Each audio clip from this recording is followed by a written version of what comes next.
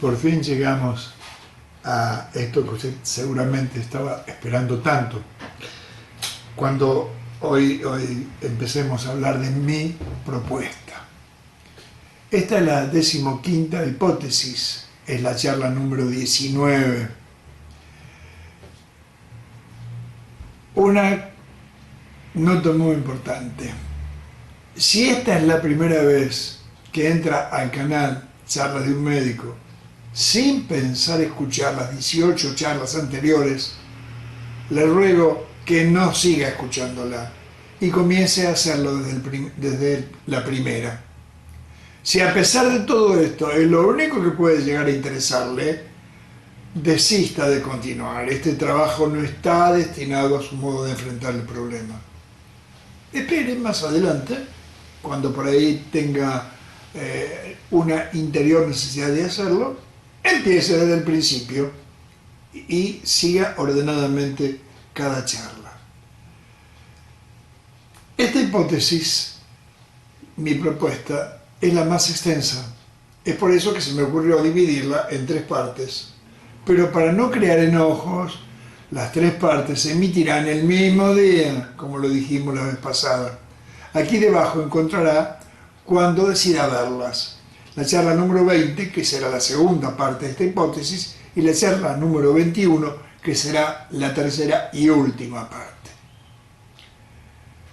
Esta es la hipótesis que usted esperaba, ¿no?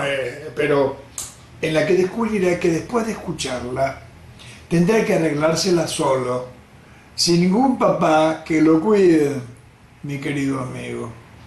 Esta vez no encontrará, como siempre lo ha hecho, un listado en donde se le diga lo que debe desayunar el lunes, almorzar el martes, merendar el jueves o cenar el sábado. No señor, ahora solamente será usted quien decida qué ingerir en cada momento de cada día. Seguramente va a resultarle incómodo, pero si ya las dietas estructuradas y dirigistas no le han dado resultado, tomando esta vez a resultado en la acepción de perpetuar los logros alcanzados con cada una de las que siguió, ¿por qué no probar con la libertad? Les cuento una pequeña parábola. Tengo prisa por llegar, dijo alguien. Apura el paso. Me fatigaría. Hubieses partido más temprano. Es que odio madrugar. ¿Estás seguro de tener prisa? La trama universal de todo el libro, que luego se transformó en blog y ahora en un espacio en YouTube, en un canal de YouTube, que hable de gordura y obesidad, es como la que yo más o menos he seguido hasta aquí. En estas charlas, al principio, la explicación del autor sobre su manera de pensar con respecto al tema, y casi al final, la dieta, que quizá permita que usted alcance los logros que siempre ha soñado. La primera parte la he respetado. Digamos que hasta ahora me he portado ortodoxamente, pero llega este momento y la cosa se me complica un poco. Cuando en 1983 terminé de escribir Basta de dietas, me puse en contacto con el doctor Florencio Escardó, que fue un famoso pediatra y sanitarista de aquí, de la Argentina, para rogarle que me lo prologara. Le envié una copia del original y él, luego de leerla, me envió una carta que fue la primera de una breve correspondencia que mantuvimos durante algunos meses, en la que me daba su impresión del trabajo, en la que se negaba a escribir el prólogo, aduciendo simplemente que el título era tramposo. El libro se llama Basta de dieta, pero incluye una, protestaba. A pesar de que con todos los argumentos inimaginables, traté de convencerlo de que si yo pretendía que el lector aprendiera a comer correctamente, debía, no había otra fórmula, indicarle cómo y qué ingeriría de allí en más. Se me hacía imposible, pues, no incluir un listado de lo aconsejable. Pero no hubo caso, no lo prologó. En el fondo ahora creo que en parte tenía razón. Si él viviera y yo le pidiese que hiciera un prólogo al libro que dio origen a todo esto, suponiendo que éste tuviese la misma estructura que los anteriores, creo que esta vez ni siquiera contestaría mi carta. Después de leer lo mismo que usted ha escuchado hasta ahora, ver anotada la lista de alimentos permitidos y la división en 5 etapas, tal como lo hice invariablemente años atrás, le hubiese caído tan mal que ni siquiera se habría tomado el trabajo de enviarme una nota en la que tan solo figurara la palabra no. Cosa que yo comprendería. Esta vez hubiese entendido su negativa. Uno tiene bastante más edad y algunas cosas he aprendido. A 37 años de aquel intento, mi modo de pensar forzosamente ha madurado y creo que hasta sería tonto incluir ahora el listado tan formal que era parte imprescindible de mis anteriores trabajos, por motivos que intentaré argumentar. No existe en la historia ningún libro que tenga el 100% de adeptos, excepto analogías telefónicas, obviamente. Se me ocurre que los libros que se han escrito con el objeto de resolver los problemas causados por la gordura han de ser los que menos entusiastas tengan, a pesar de que algunos en su momento llegaron a ser bestsellers. Mas también imagino que en este tipo de publicaciones no ha de haber términos medios. O se está fanáticamente a favor o empecinadamente en contra. Y creo que los de un bando han de pasar al otro con gran frecuencia. Al que hasta ayer la propuesta le pareció magnífica, hoy puede llegar a pensar que es una literal locura o una estafa, y viceversa. Todos hablan de la feria según como creen les ha ido en la feria. Posiblemente este sea, basado en El secreto de la obesidad, el programa sobre el tema que menos adeptos coseche. Soy consciente de ello desde que decidí emprender la agotadora tarea de primero escribir el libro, luego pasarlo a blog y ahora transformarlo en charlas en YouTube. Son muy pocos los gordos u obesos que pueden asimilar la verdad, digerirla quiero decir, porque reconozco que ella es muy cruel y turbadora. Son muchísimos más los que prefieren conformarse con el engaño, que es, a priori, más benigno y consolador. Desafortunadamente, la evidencia dice que en estos casos casi nadie puede hacer nada para hacerlo desistir de su actitud. Es por eso que siento la obligación de dedicar esta hipótesis a todos aquellos que comprendieron el mensaje. Estoy convencido de todo lo que he dicho, que me veo en la imperiosa necesidad de pedir disculpas a todos los que no he logrado convencer, a causa de la torpeza con que quizá he esgrimido mis argumentos. A los que lo han entendido les agradezco y admiro su capacidad de comprensión. Muchos, tal vez la mayoría, de los que lean este trabajo posiblemente al principio estén en un todo de acuerdo con sus conceptos. Pero cuando vean, por ejemplo, que el adelgazamiento que obtiene, si es que realmente tiene grasa de depósito que perder, se hace más lento de lo que habían calculado, seguramente se pasarán al otro bando, al bando de los engaños, quiero decir, que como decíamos, o hemos dicho varias veces, son más consoladores. Los menos, que obviamente a mí me gustaría que fuesen los más, entenderán e internalizarán todo lo dicho, por lo que no tiene más opción que ponerse en una inflexible postura de obedientes seguidores de la idea, y jamás intentarán ser el segundo capitán. Por eso, a ellos va dedicado lo que sigue. El adelgazamiento fisiológico tiene tiempos diferentes al enflaquecimiento contra natura. Si tiene usted experiencia en este último tipo de logros, se sentirá un tanto confundido cuando advierta que las cosas no son al ritmo que le gustaría, pero estoy seguro que aceptará el ritmo propio de su fisiología.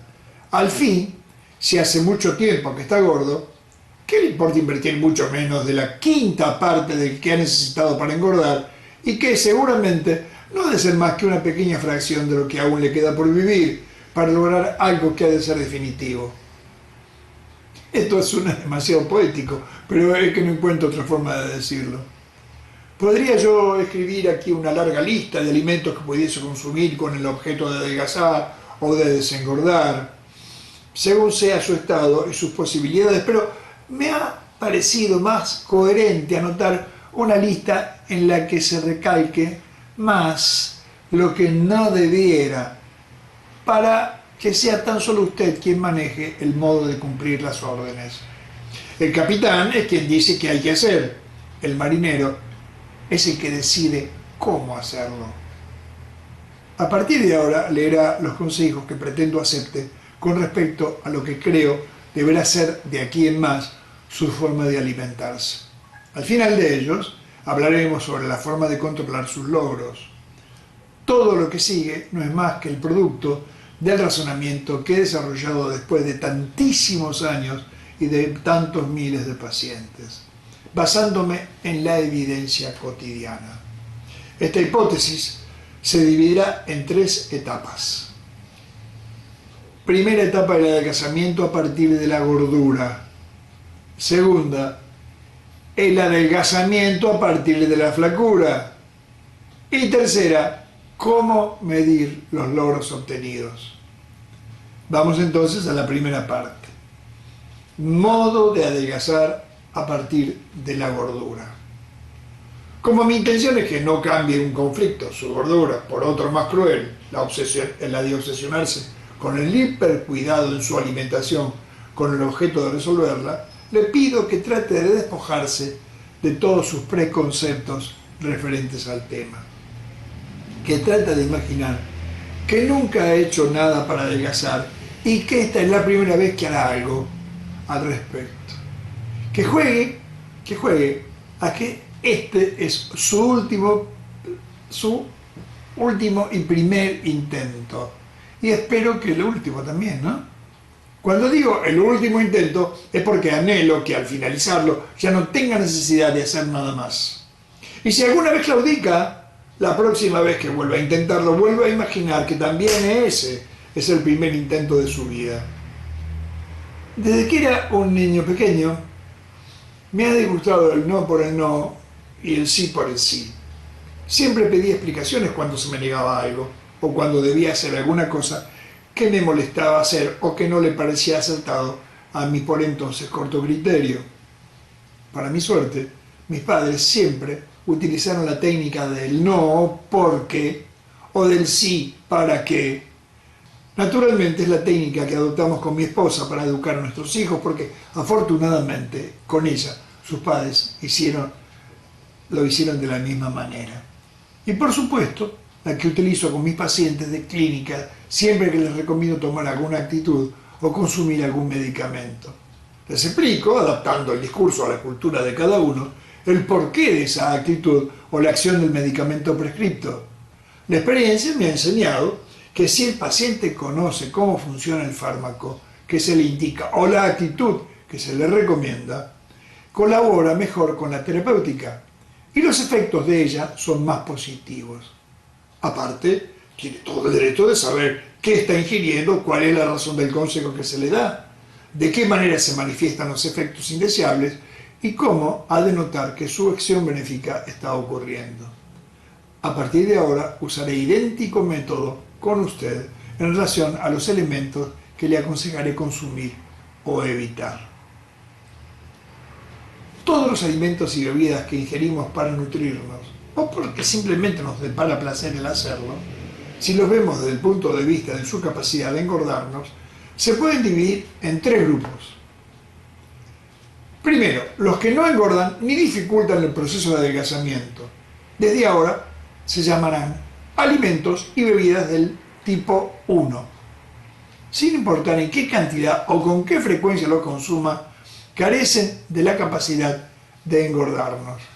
Lógicamente, son los que no contienen hidrato de carbono, aquellos que tienen tan poco de ellos que sus porcentajes no influyen, o los que los tienen, pero que a causa de su composición química se le hace imposible de absorber a nuestro aparato digestivo. Segundo, los poco engordantes, que pueden entorpecer el camino a la delgadez. A partir de ahora los llamaremos alimentos y bebidas del tipo 2. Son los que deben ser consumidos con algún límite máximo diario, ya que si se abusa de ellos, en cantidad o en frecuencia tienen en su composición un porcentaje de carbohidratos suficiente como para que superen nuestra necesidad básica, por lo que impedirán que utilicemos el exceso de grasa como combustible. ¿Para qué lo haríamos si ellos aportan la energía que precisamos? O peor, que comencemos a guardarlos en reserva en nuestro panículo adiposo. Y tercero, los muy engordantes que traban la posibilidad de conseguir los logros que se pretenden. De ahora en más, alimentos y bebidas del tipo 3. Llamaremos así a todos los que contengan una gran cantidad de hidratos de carbono por unidad de medida. Ellos, ya lo veremos, deben ser consumidos tan solo eventualmente. Veámoslo más en detalle en la próxima charla, la segunda parte, que ya nomás está aquí debajo. Y como le pido, al final de cada charla, si le gusta, recomiéndensela a sus amigos, denle un like y suscríbase. Hasta dentro de un ratito.